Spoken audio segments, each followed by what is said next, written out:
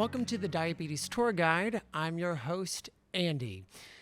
I have worked as a physician assistant in the integrative health space for over 4 years, and I have lived with diabetes, type 1 diabetes, for 19 seemingly endless years. I'm just kidding. It's gone by in a flash, but 19 years. So I know that diabetes, just like medicine, is not one size fits all. So I invite you to join me on this tour as we discover, uncover, and master the nuances of diabetes. Today, though, I am excited because we're going to take a little detour. So we're taking a stop off the tour of learning, and we're actually just going to do almost like roadside interviews. So we're going to get a whole bunch of people who have lived with diabetes in any of the types, or those who are affected by diabetes, maybe practitioners who treat diabetes, family members who have loved ones with diabetes, or even people who just are subject experts, and we're going to interview them. I'm going to ask the same 5 questions to each guest, and we may go off the tour a little bit and ask some fun side questions, but I thought it'd be fun for us to get those same 5 questions to see how it differs among people who have been affected by diabetes.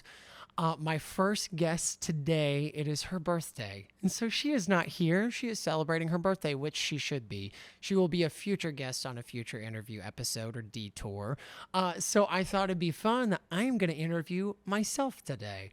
Who better to interview than yourself? So without having any influence from other guests coming on and answering these questions, I thought I'd give you my thoughts first. So, listeners, viewers, beware. We're going to do the interview episode. So, question 1. When were you diagnosed with diabetes, and what was that day like for you? So, I have a very specific story for this. I was diagnosed with diabetes at age 15. It was the summer, and in our hometown, we have something called Fun Fest, which is a huge festival. Bands come from all over. There's balloon races. There's something called the Taste of Tri-Cities, a lot of food, celebration, this whole week-long festival. It's very hot in July, and they have this road race called the Crazy Eights. Crazy Eights means that it's an 8K road race, and it's the fastest in the world. And when I was 15, I ran this race every year. That week, I got very sick. I started drinking a lot of fluids. Then it was berry-flavored Sprite. God help us. Would finish 3 cans of soda or 5 bottles of water instantaneously. It was an unquenchable thirst. I would wake up in the middle of the night. I was sleeping in the basement at that time because we had guests over. Family was coming in. And I would wake up several times in the night to urinate for like what seemed like 20 minutes, but realistically for a very long time. Unquenchable thirst, crazy amounts of going to the bathroom. And I felt very tired and very sick, and I was ghostly white, whiter and paler than right now. So I was trying to mow the yard, and I couldn't quite get the lawnmower started, and I got frustrated. So I went inside and checked my blood sugar on my sister's monitor because she was diagnosed with diabetes type 1 long before I was, and it was too high to read on that monitor. So I kind of knew that day that I had diabetes. I could tell. I had seen it peripherally from my sister's point of view, so I knew kind of what to expect, but I had classic symptoms within about a week. And so my blood sugar, when they checked it, was 964. I was not in something called diabetic ketoacidosis, which is a future stop along our tour guide. But 2, I just started on insulin and got hooked up with an endocrinologist and went on from there, and that was 19 years ago. Question 2. How has diabetes changed since your diagnosis? So even though 19 years seems like a long time, in relationship to other people who have had diabetes, it's not that long.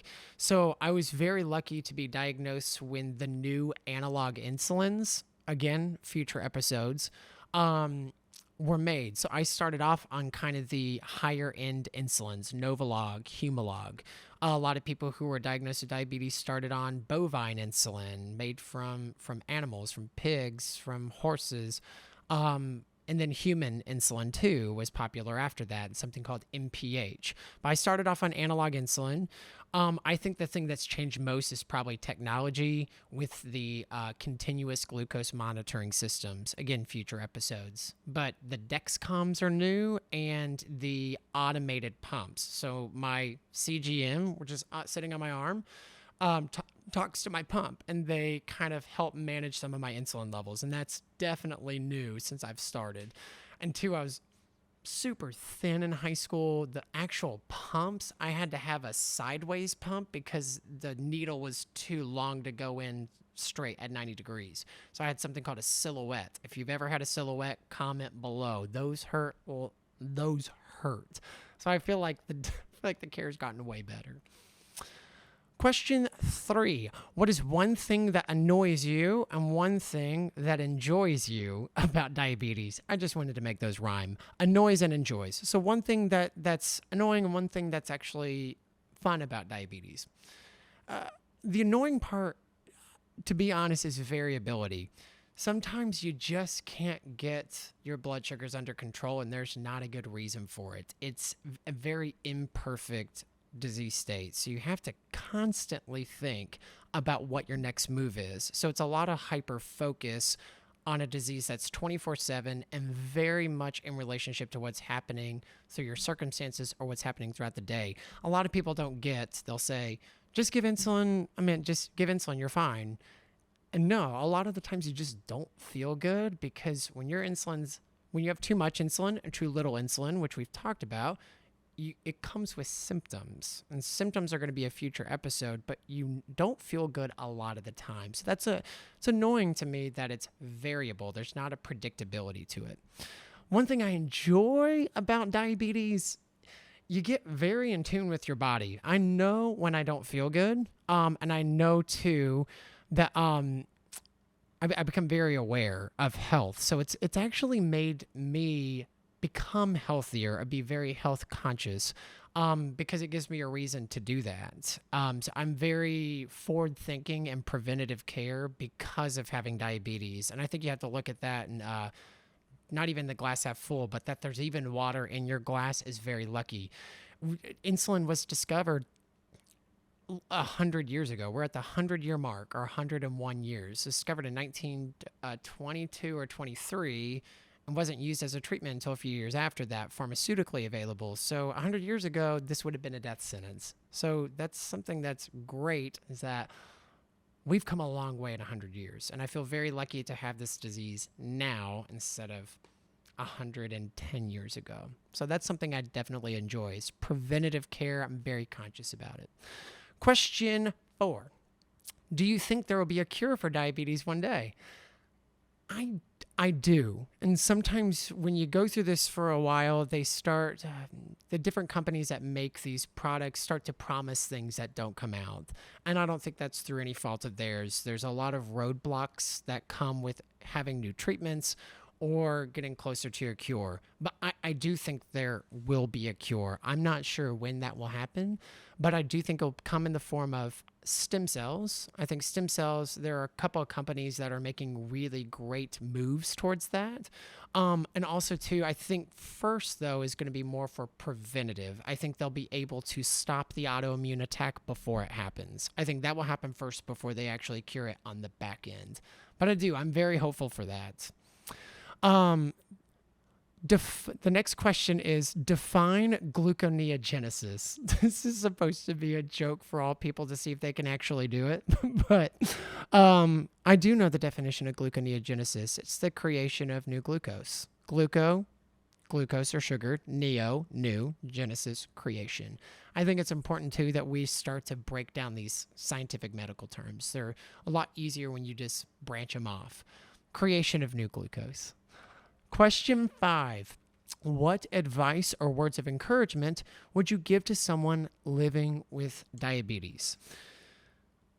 For me, I would tell them to stay hopeful and to know that it's not going to be perfect. So much of what happens when you get diagnosed with diabetes is most people get pretty motivated right at the beginning. I'm going to have perfect blood sugars. I'm going to set my range from 85 to 105. And if you live with type 1 diabetes, you know that's not going to happen.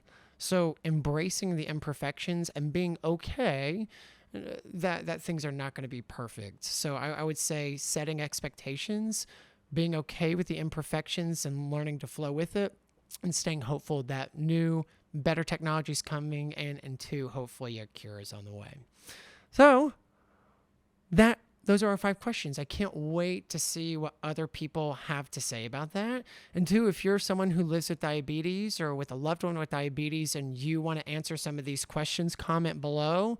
Let me know what you think. We have 5 questions plus a joke one. If you do know the definition of gluconeogenesis, put it down there, show off, because I'm excited to be your tour guide along this. So we will sign off. Until our next stop, take care.